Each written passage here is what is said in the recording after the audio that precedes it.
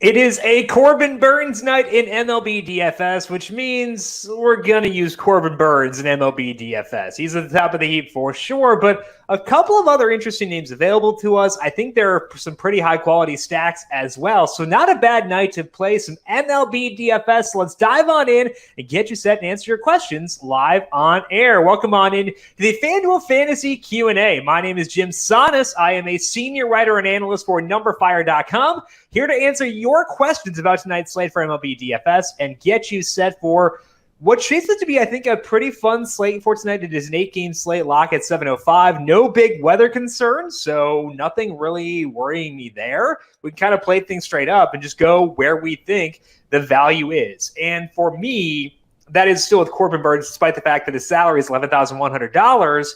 I still think he's undersalaried. So we're going to talk a lot about him throughout today's show. But as always, no matter where you are watching this stream, you can get your questions in for tonight's slate. We will take questions from YouTube, Twitch, Facebook, and Twitter. So get those questions in no matter where you're watching. We'll take them live here on air. We can talk pitchers, stacks, one-offs, MLB DFS process, whatever it may be. Get those questions in. We'll answer them live here on the stream for the next 25 minutes. Also, big week here on the FanDuel YouTube page, because later this week we have our NFL Draft live stream. That is on Thursday and Friday. Thursday at 8 p.m., Friday at 7 p.m. We'll be going live for the entire first 3 rounds of the draft and going through the betting, DFS, and season-long implications of each pick. So if you have not done so already, make sure you are subscribed to the FanDuel YouTube, Twitch, Facebook, or Twitter pages. Tune in on Thursday and Friday. We're going to have Ryan Williams on there making his FanDuel debut. We'll have JJ Zachariason giving updates on his projections as rookies get their new homes. Brandon Gadul and I going head-to-head with our win total projections as well, letting you know implications of the draft throughout the night. So that's Thursday and Friday this week. I am very excited to get that underway, assuming we live that long, because apparently, according to Kyle Shanahan, nothing is promised. But let's talk about tonight's slate for MLB DFS. Hopefully, we can at least make it to 7:05. But again, who knows? Corbin Burns to be the number one pitcher for today in MLB DFS. Look at these numbers here. This is for this year. And the reason I decided to go with just this year for Burns is that he is using a cutter as his primary pitch instead of a sinker. And that cutter velocity is way up this year from where it was last year. He has a 47% strikeout rate in his first 4 starts, no walks, 4.8% barrel rate allowed. Facing the Marlins, who aren't terrible by any means, but 88 WRC plus, 25% strikeout rate. Those are numbers we can use pitchers against. So I think that Burns has to be number one. I'd say by a pretty wide margin. He's in a tier of his own for tonight.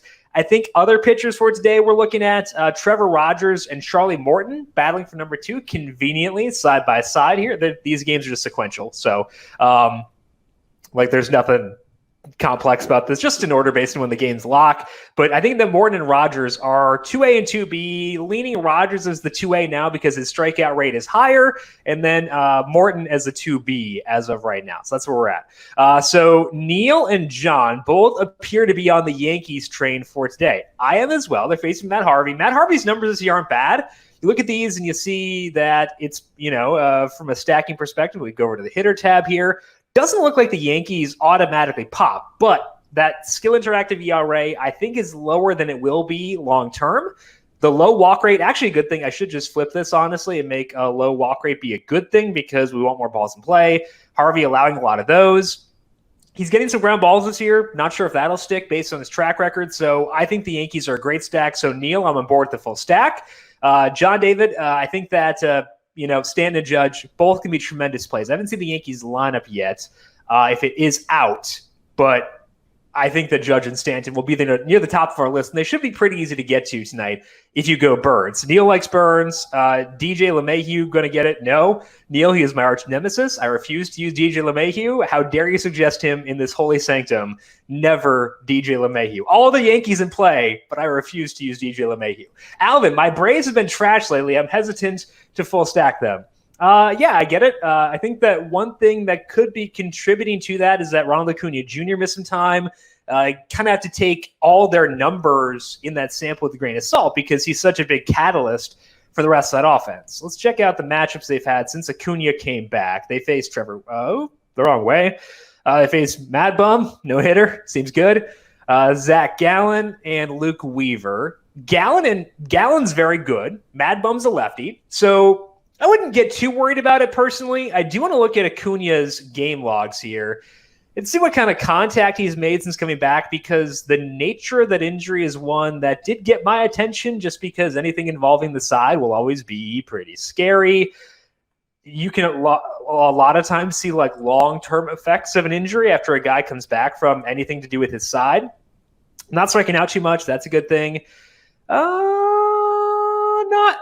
Yeah, he's hitting the ball very hard. Okay, so he's good. Ronald Acuna Jr. just in, very good. So I have no concerns about the Braves personally. Zach Davies not throwing the ball super well this year, so I think that it's. I feel very good about the Braves. Jason asked if we have alternatives. I would say the Yankees are an alternative, but I think that the Yankees and the Braves, the two top stacks for me for today. Jack is asking, do you have a cheaper stack if we are stacking the Braves or Yankees and Burns pitching? Okay, so the third stack that I had on the solo shot today was the Angels. They're not going to qualify for this because they're not super low salary. They don't have a lot of guys you truly want to use in the lower register from a salary perspective. I would say the A's are in play there, facing Rich Hill. And the guys who stick out from a value perspective there, hey, Mateo, great timing on talking about the A's offense. You've had great timing all year this year. Mateo's on his game. So good timing in the question there. The reason I think the A's are enticing is not just because Rich Hill is struggling so far this year, but also because we get a couple of guys with good power against lefties who check in at lower salaries. I would pull them up, but I can't find A's. Okay. For whatever reason, I just had no idea when that game started. Okay, so we got Matt Chapman at $2,900, MVP at Chapman. We got him at $2,900. Sean Murphy's $25. Murphy's had a rough year so far, but he has power long term. So I would say he's a good inclusion there. Let's put Corbin Burns in here just so we know how much we're working with from a salary perspective. Okay, so we could probably still use a little bit more value. I would say you could get down to Stephen Piscotty. He is 26. Okay, perfect. And then I want to get to Ramon Laureano. He's 35 or 32. I can actually afford that pretty easily. So let's put Laureano in there as well. So that's $31.75 left. I can probably make that work with the Yankees. I've not seen their lineup yet. The reason I think I can make that work is the Yankees' salaries actually are not all that high. Let's see. Yeah, so the projected lineup here for the Yankees, there's no Stanton in there. That's interesting. And Gardner's probably not going to hit leadoff. So I don't think that's probably the lineup we'll see for the Yankees for today. Let's pull up the Yankees here and see what this projected lineup says about them. Stanton 36, Judge 35. We've got, I don't really want to use Hicks all that much. Gio Urshela is $2,300. So let's say we put that in there. We got $34.67. Obviously, we'd have a tough time fitting in both Stanton and Judge from a position perspective, but I think we can make this work pretty well. So I would say if you want some value, check out the A's. They've got, three guys who are below $3,000. So I do like a decent amount. They got Laureano, who's not super expensive. Canna is there as well. I would say they're the main value team I would turn to if you're trying to get the Yankees in there alongside Corbin Burns. Jason, do you see the Phillies as being a sneaky stack? Okay, let's go over here to the Phillies. They are facing Adam Wainwright. Not really into it. Wainwright, I believe these are his numbers from this year. He's had good velocity so far, so it's a 4-start sample. 3.42 skill interactive ERA. Not a lot of barrels against. A decently high strikeout rate. I'm actually not super into the Phillies there against Wainwright, so I'd probably be decently low on them for me personally. Okay, Neil. Let's see here. Actually, we got it from Alex first. The Dodgers lefties, Seager and Muncy, two-man stack as a late-game hammer. Facing Tyler Mahle? No. I love Tyler Mahle. I don't know if you can hear my dog, but he's going nuts. She apparently is more into the Phillies than I am, but I am not super into the Dodgers. I think that Tyler Mahle is a very good pitcher. A lot of strikeouts. He walks some guys, but what that does, it lowers the number of balls in play that he's going to allow. That's a bad thing for using hitters. So although the Dodgers are tremendous themselves, I want no part of them tonight because I have a lot of respect for Tyler Mahle. And honestly, points are points. I don't care when they come. I don't really need the late night hammer. So I'm going to be glossing over that and going away from the Dodgers for sure. Houston stack. So Neil wants a Houston stack. He likes Giovanni Urshela. We'll take that for sure. Talk about a Houston stack here. Okay, so they're facing Justice Sheffield. I am not as high on them, although I think they're fine. I like that's the most committal I can get on the Astros. Part of the reason I'm not like super itching to use them is I'd expect them to be pretty popular for today. We can go to the numberFire heat map, pull up implied totals. The Astros pretty high on this list, ranked third behind the Yankees and the Braves, but I think their case to be high is not as strong as the case that the Yankees and the Braves have. Facing Justice Sheffield, gets a 22% strikeout rate. You see the barrel number here is quite high. This is just a 3-start sample, though, for Justice Sheffield, and these things take longer to stabilize. Batted ball numbers do. So I don't think that's fully legit as of yet. Got some ground balls last year. Astros are okay against lefties. They avoid strikeouts pretty well, but they're not making a ton of hard contact. 104 WRC plus is fine. I think the Astros are okay. I would say they are an option for stacking, but they're in the same salary range as the Yankees and the Braves. If I'm going to allocate that much salary, I'd rather just go with the Yankees and the Braves personally. So I'm not super into the Astros personally. I think that there's some individual batters there who definitely work. Like I love Carlos Correa. If you have a one-off spot for Alex Bregman, stuff like that, that's okay. But like from a full stack perspective, they're not going to be near the top of my list. Alvin is asking, which Braves bats are you prioritizing? Good question here because their lineup is out. Let's pull up the numbers here for the Braves versus righties. I know Travis d'Arnaud. Actually, I already had their numbers pulled up. How about that? I'm going to put Travis d'Arnaud in there because he is pretty low salaried, 42% hard hit rate, a 35% fly ball rate, 232 ISO. These are since the start of last year. So it is a larger sample, but he's been really good. Let's clear this out. I already did. When did I do that? I don't remember doing this. Anyway, let's put Burns back in there. Did I actually clear that out? I don't remember doing this. Whatever. Hallucinating. Okay. Braves. Let's go over here. All right. So d'Arnaud's salary is $2,800. Perfect. Swanson strikes out a lot.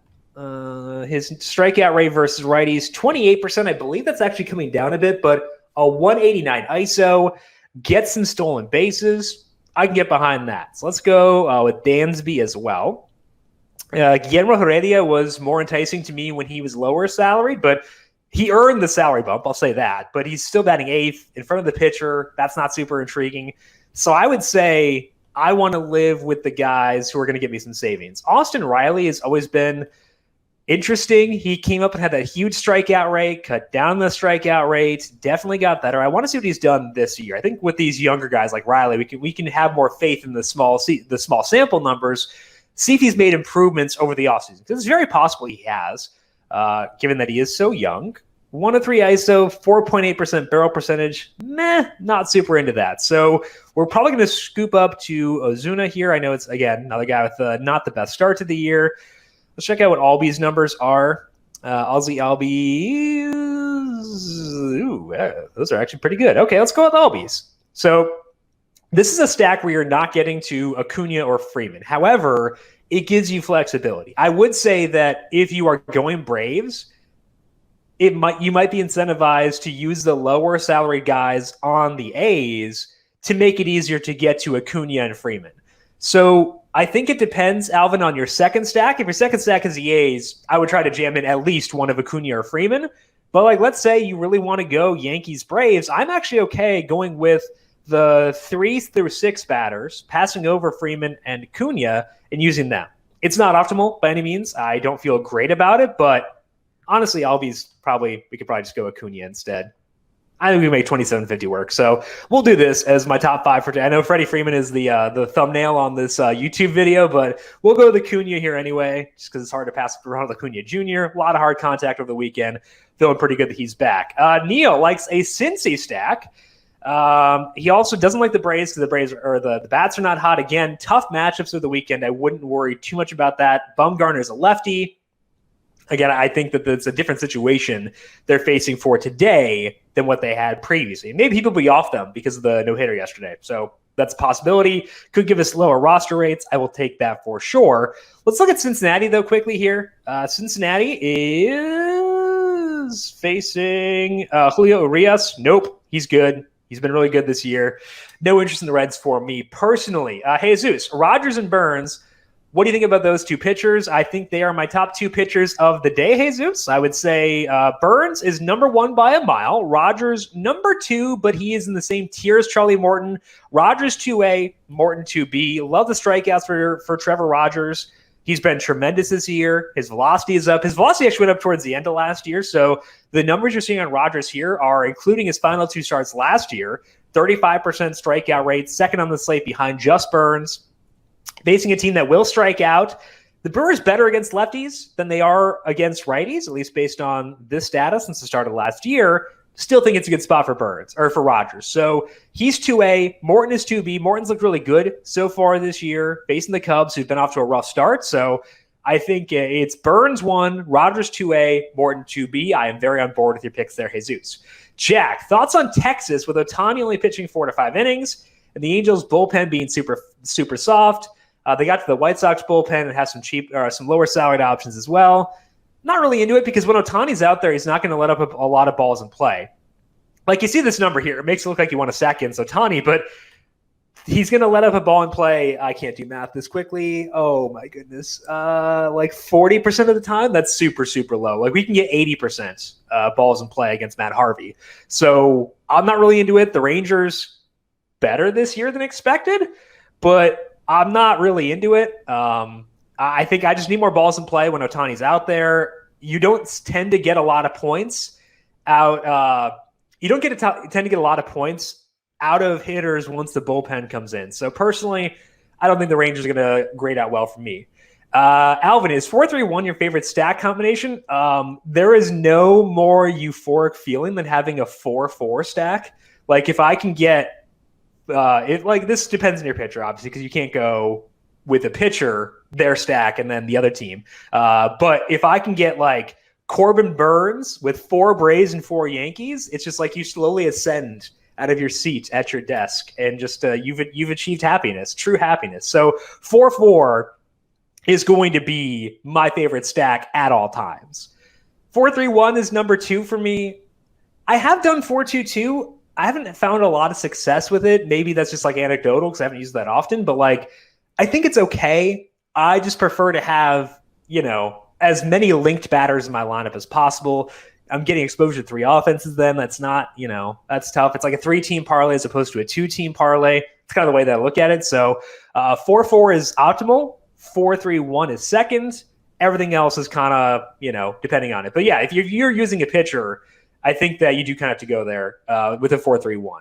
Neil, please look a few red hot bats for the Dodgers. Clean out the bullpen this weekend, maybe the worst in all of baseball. Arias throws a ton of pitches. I'm not really into the Cincy stack, honestly. Like, look at Arias' numbers here.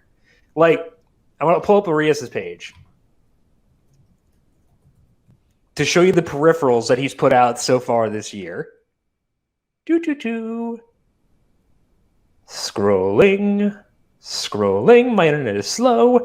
2.81 ERA, 3.39 skill interactive ERA, 26% strikeout rate, 13.8% swinging strike rate. Let's scroll down here to the pitch mix for Arias. So he's been doing so far this year as opposed to last year. Curveball usage is up 10 percentage points. That's a major deviation. Velocity on that curveball is up a lot. Velocity on his changeup up a lot. You don't really always want change of velocity up, but so if you're looking at Urias and deciding that you want to stack against him based on last year's numbers are pretty irrelevant because he's a different pitcher now with that pitch mix usage, the velocity changes. I really have no interest in Cincinnati, honestly. I'm not going to get there. Also, if you look at their numbers versus lefties since the start of last year, 74 WRC plus. And they're fine. So you can stack Cincy if you want. I'll never talk anyone out of someone. I'm just saying I'm not going to use them. So Neil, go ahead. Feel free. I'm not going to use them. You can. That's totally okay. You can disagree with me at all times. Okay. Cody needs a quick rundown. We're going to go as quick as we can here for you, Cody. 10 seconds. Give me 10 seconds here to recap. Go Corbin Burns, go Braves, go Yankees, log out. That's a recap there. If you don't want to go Burns, I would say Rogers is 2A, Morton 2B. Other stacks consider the A's for some value. Astros are okay. Angels are fine. I do want to see their lineup because don't know if Trout will play based on that elbow injury. Don't know. It sounds like Ohtani's going to hit. They weren't super committal about that previously, but I think he'll hit. If they're both hitting, I think the Angels are a good option. Do you like the Dodgers lefties? No. Tyler Mahle is very, very, very, very, very, very, very, very, very good, and that's going to push me away. Let's pull up Mahle's numbers here. I'm guessing people are on this because in the past, Mahle has had worse numbers against lefties. Let's see what his pitch mix is this year, because pitch mix can be a hint at whether or not we should put a lot of stock in more small sample splits. Mahle's actually pretty similar to last year. Velocity's up a tick, so I guess that's one change. But overall, 39% strikeout rate. He does walk some guys, but again, walks not necessarily a great thing for DFS because it means fewer balls in play. He is letting up a low barrel rate. Honestly, I don't think so. Like, the Dodgers are good, but I can use the Dodgers any other night when they're not facing Tyler Mahle. Why would I use him tonight instead? So he faces a lefty-heavy lineup against the Giants. 5 innings, 2 earned runs allowed. That's not ideal. So I would say, personally, I'm not going to be using any Dodgers for tonight just because I have a lot of respect for Tyler Mahle. I think there are a lot better spots on the slate to go to instead. So I've actually gotten a couple of Dodgers questions, which I guess is kind of surprising. Not sure what their implied total is for today. They're right in the middle. So yeah, maybe it's because they're big favorites. I don't know. I'm not actually super into them at all. I think that, like, if you made me choose between using Tyler Mahle as a pitcher or stacking against him, I'm not going to do either. But if you made me choose, I might honestly go with Mahle as a pitcher just because he's that good. But I'm not going to do either. Just that's kind of where I'm at with that situation. I'd rather use Mahle than stack against him. Let's look at some other situations here and see if we can find some other bats to discuss that we have not discussed yet. Angels lineup. Actually, let's see if the Yankees lineup is out yet. It's not. Cool, guys. Appreciate that. Making it tough on us here. Still no lineup there. We do have the A's lineup. We looked at that a little bit earlier. No Angels lineup as of yet. So most lineups we actually do want to use are not out as of yet. So we're not quite there yet. But we can take a look at some other things here. Talked about the Yankees a bit. So let's clear out the stuff here. Let's put Corbin Burns in at pitcher, just so we have a gauge of that again. Pull up the Yankees projected lineup, and then let's go over to the Yankees numbers versus righties. Now, because the Yankees have gotten off to kind of a slow start this year, I think there is additional value in narrowing our scope and looking at just 2021, especially because versus righties, guys are probably up to around 60-ish plate appearances as of now. We can look at strikeout rate in that sample. We can look at isolated slugging and stuff like that in that sample. So let's pull this up. Numbers versus righties since the start of this year. Aaron Judge, shockingly good. Who could have predicted that? DJ LeMahieu, still not putting the ball in the air. 24% fly ball rate, 118 ISO. That's not something I get super enticed by. Giancarlo Stanton, striking out too much, more than you'd like, but still good numbers overall. Urshela, 255 ISO, not a super high strikeout rate. So I think that, like, looking at this, what we expect the Yankees line to be. Actually, let's look at Mike Ford here while we're here. We'll to expand the sample on him because he hasn't been up super long so far this year. Scroll down to here. And I'm probably just going to pull his career numbers against righties because it's a decently small sample overall. Go to handedness versus righty. All right, so in his career versus righties, Ford has a 181 ISO, 19% strikeout rates. He has a 39% fly ball rate. Those are all pretty good. So if we get Mike Ford batting sixth, which is what they project here, plug that in. That's pretty good. Plug in Urshela. That's pretty sweet. We go Judge. We go Stanton. 30-75 left. We can make that work with the Brave stack pretty easily. So it may force you to sacrifice Freeman or Acuna, and it may force you to maybe go like a one-off. Like if you can find maybe you go Murphy or one of the super low salaried A's. I think that that's a pretty solid situation. So I think the Yankees, assuming that this is similar to the line that we get, pretty easy to get to for today. So that's where I'm leaning as of right now. Neil is trying to stack against all my favorite pitchers. So I can't tell if these are fully serious, but Neil wants to stack against my favorite pitchers, wants to stack the Brewers. I like Rogers a lot. Wants to stack against Shohei Ohtani. I'm not going to get there personally. I like both, partly because Ohtani's good, but also because I don't want to root against Ohtani, but also because he doesn't let up a lot of balls in play. So a lot of reasons why I would not want to stack against Shohei Ohtani for today. Got a couple minutes left here if anyone wants to jam in any last second questions, but I think we've covered most things. I'm not going to use Ohtani as a pitcher for today. The walk rate's just too high. It's 27% this year. I think it was around 10-ish% back in 2018, I guess it would have been, when he was more of a pitcher back in the day. So the high walk rate drives up pitch count, gets him taken out of the game. Like he stretched out. He went 92 pitches in his first start, 80 pitches in his second. I don't have pitch count concerns. I just have pitch efficiency concerns for Ohtani. So I'm not going to use him as a pitcher, but I also don't want to stack against him. Very similar to the Maui discussion, where I'm just going to sit on the sides here, watch it, and see how it plays out for today.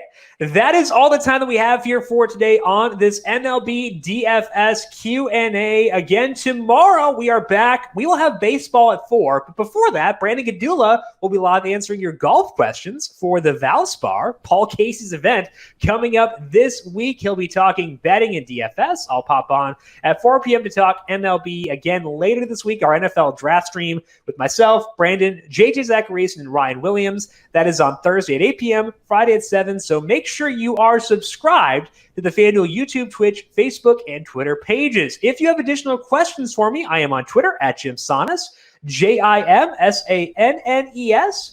We can also check out the podcast we have. It's called The Solo Shot. It's every morning at 9 a.m. Eastern on the FanDuel YouTube page and on the numberFire Daily Fantasy podcast feed immediately after that. Big thank you to Calvin Theobald, our video producer, for running the video side of things here today. Thank you, Cal, as always. And thank you to everyone for tuning in. Good luck to you with your MLB DFS lineups for tonight. We'll talk to you once again tomorrow. This has been the FanDuel Fantasy Q&A.